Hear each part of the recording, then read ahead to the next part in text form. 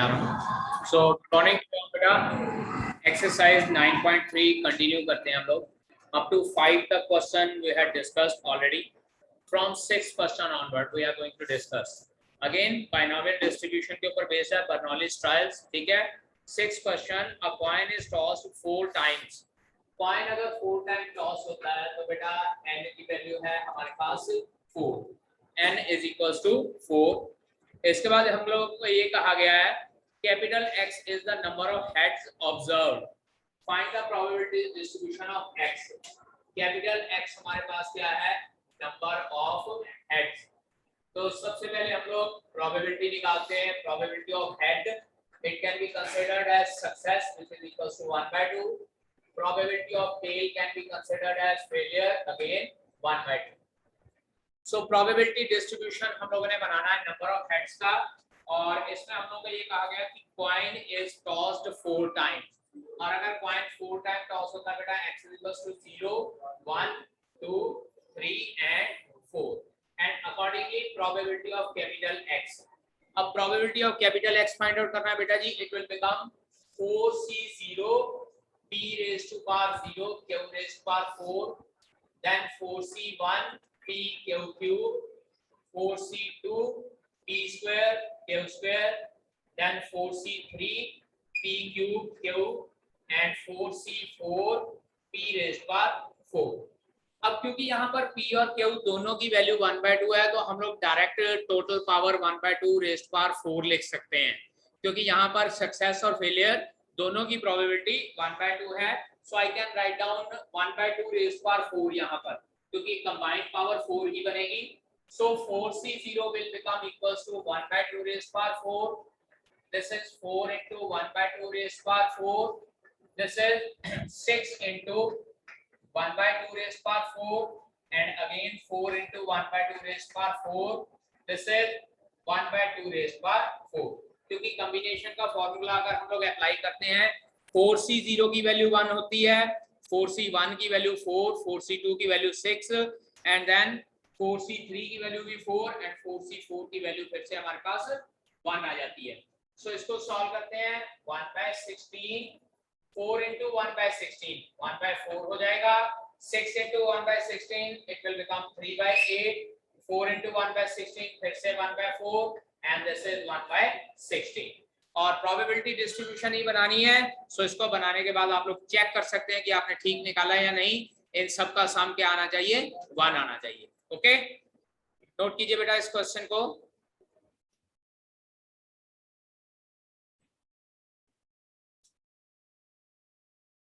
सो 7th question है find the probability distribution of number of successes in 2 tosses of a die when a success is defined as getting a number greater than 4. Number greater than 4 मतलब बेटा 5 या 6 आना चाहिए. तो यहाँ पे पहले लिख लेते हैं n is equals to 2. Number of tosses कितनी है हमारे पास? 2 है.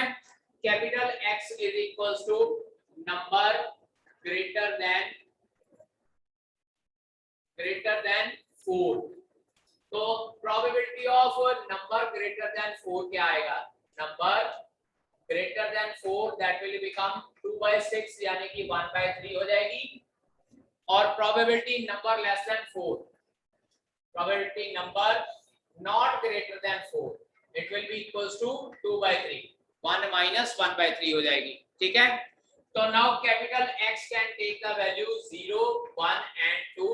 so probability distribution बनानी है 0 1 and 2. so probability of X क्या हो जाएगी? 0 means 0 success यानी कि ये वाली. 1 means 1 success तो 1 success और 1 failure हो जाएगा. So probability of X will become 2c0 p raised to power 0 q raised to power 2 2c1 p into q and then 2c2 q raised to power 0 p raised to power 2. अब बेटा यहाँ पर हम लोग combined नहीं value लेंगे p और q की, क्योंकि यहाँ पर p और q दोनों अलग-अलग हैं. So we have to solve it. q की वैल्यू थी 2/3, ये आ जाएगा 2/3 का होल स्क्वायर.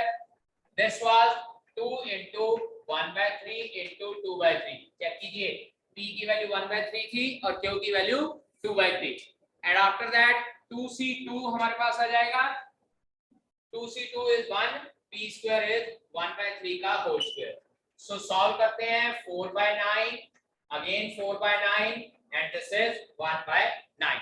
और क्योंकि प्रोबेबिलिटी डिस्ट्रीब्यूशन कहाँ है बेटा, so we are going to write down only this in tabular form and this is our answer for this question. ठीक है, please note it down. Find the probability distribution of number of doublets in 3 throw of pair of dice. सबसे पहली बात तो देखने की n की value 3 है और कैपिटल X हम लोग कंसीडर करते हैं doublet.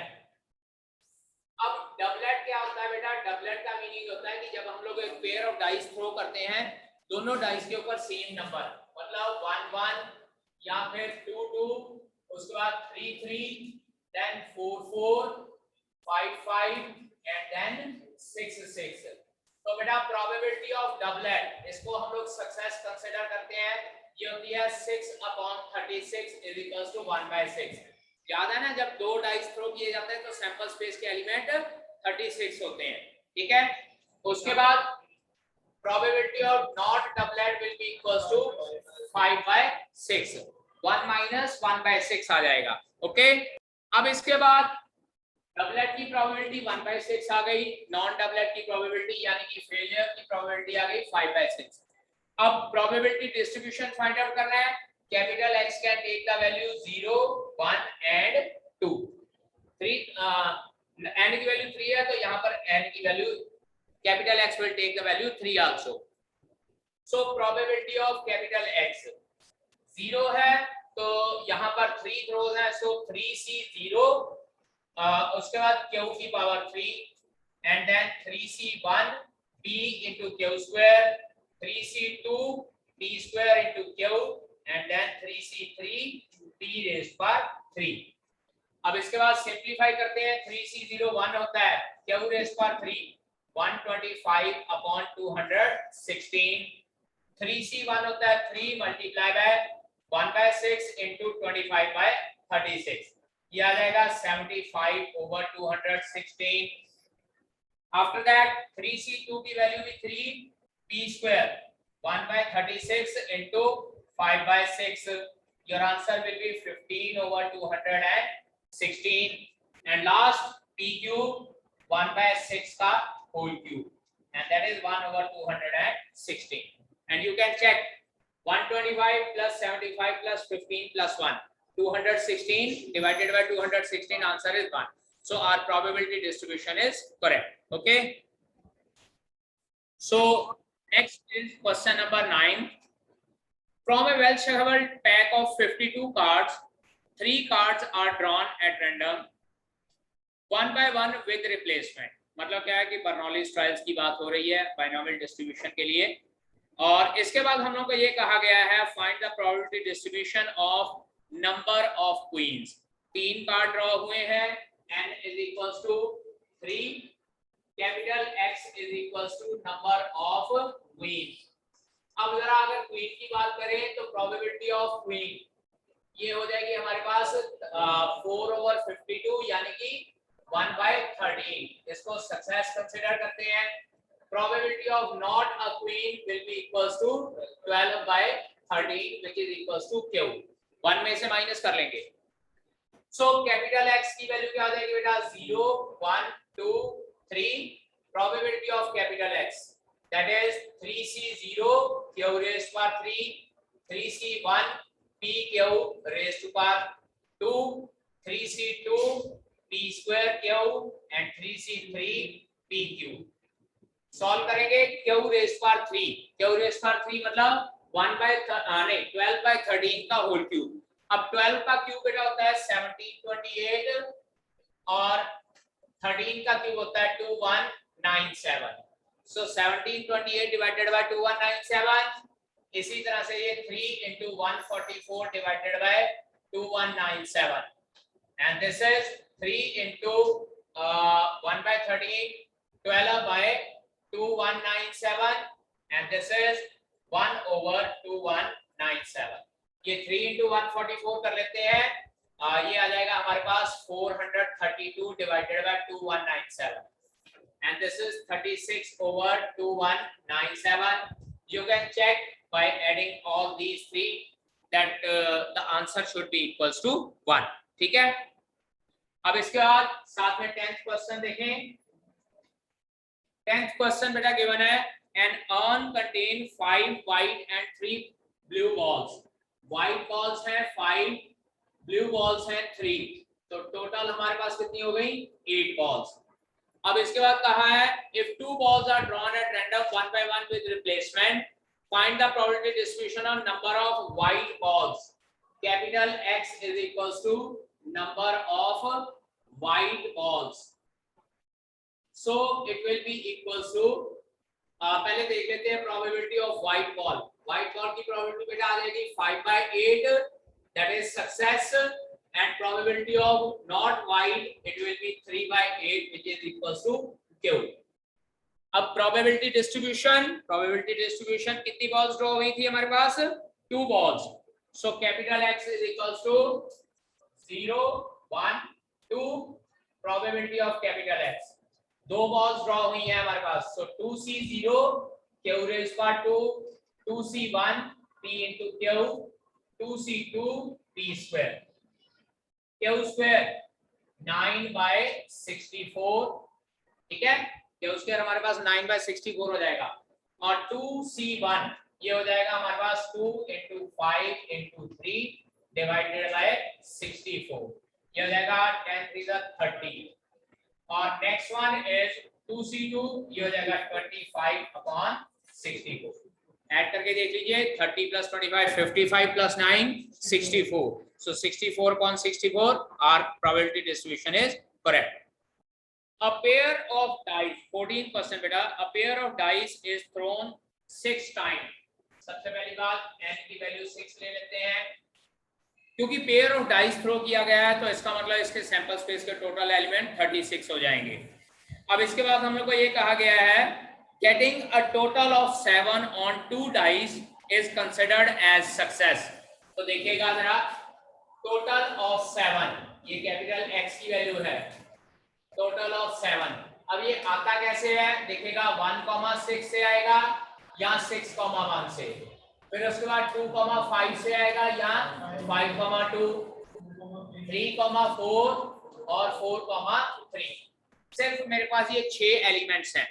So probability of success P is equals to 6/36, that is 1/6, क्या हुआ जाएगा 5/6, 1 में से माइनस करेंगे।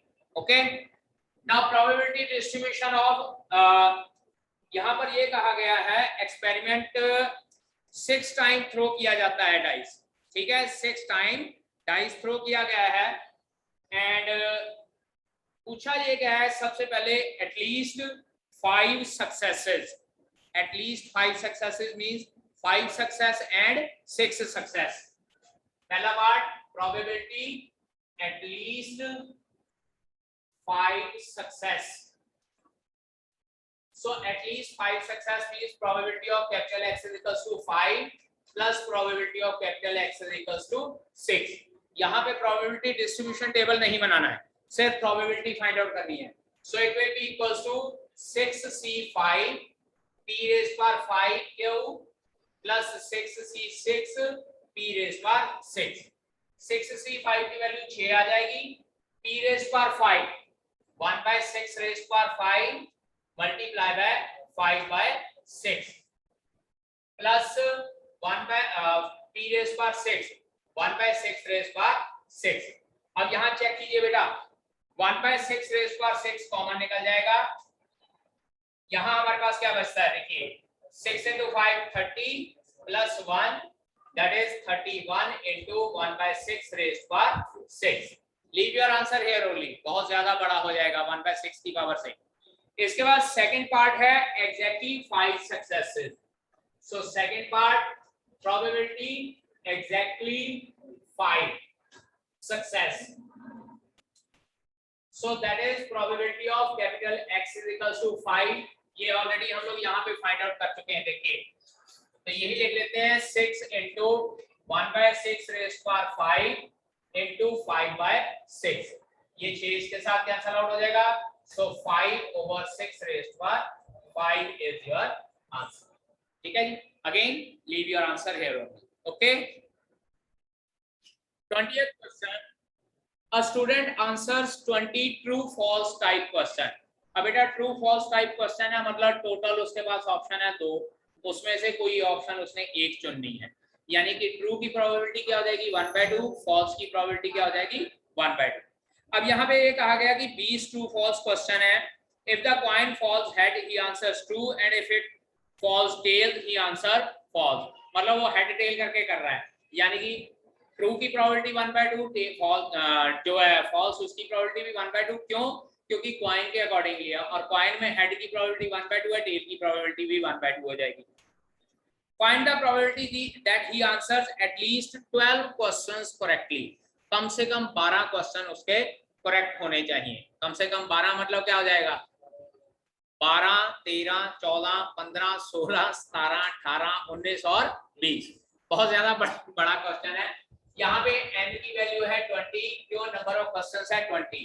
सक्सेस, क्योंकि उसने ये कहा है that he answers at least 12 questions correct. Correct की प्रोबेबिलिटी हमारे पास क्या हो जाएगी 1/2, और फॉल्स की प्रोबेबिलिटी क्या हो जाएगी 1/2, यानी कि Q. So probability of at least 12 correct, 12 correct answers की probability, that is probability of capital X is equals to 12 plus probability of capital X is equals to 13, probability of capital X is equals to 14, probability of capital X is equals to 15 plus probability of capital X is equals to 16, probability of capital X is equals to 17, probability of capital X is equals to 18 plus 19, and then probability of capital X is equals to 20. तो ये सारे probability आप लोगों ने find out करनी है. एक मैं आपको बता देता हूं, देखिए इट विल बिकम 12 करेक्ट है 20 में से, सो 20C12 P⁻8 Q⁻12. अब क्योंकि दोनों बार 1/2 आ जाएगा, इसका मतलब जो P⁻8 या Q⁻12 है, ये टोटल मैं 1/2 लिख सकता 20 लिख सकता हूं. ठीक है जी. So again next one is 20C13 P⁻7 Q⁻13 Q⁻7 आ जाएगा. यहाँ बेटा P की पावर 12 आनी है, Q की पावर 8 आनी है, क्योंकि Q की पावर दोनों का सब्ट्रैक्शन होती है.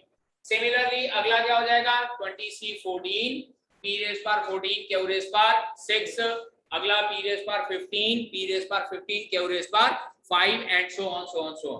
उसके बाद वैल्यू पुट कर सकते हैं. अगर सॉल्व करना है तो कर लीजिए, otherwise you can leave your answer here. बहुत ज्यादा बड़ी कैलकुलेशंस हो जाती हैं. अंडरस्टैंड? ठीक है बेटा. Now let us talk about 21st question. The probability of man hitting a target is 0.25. Probability of hitting the target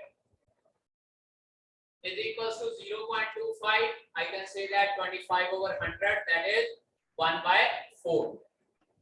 So not hitting the target, probability of not hitting कितनी हो जाएगी बेटा जी 1 - 1/4, that is 3/4.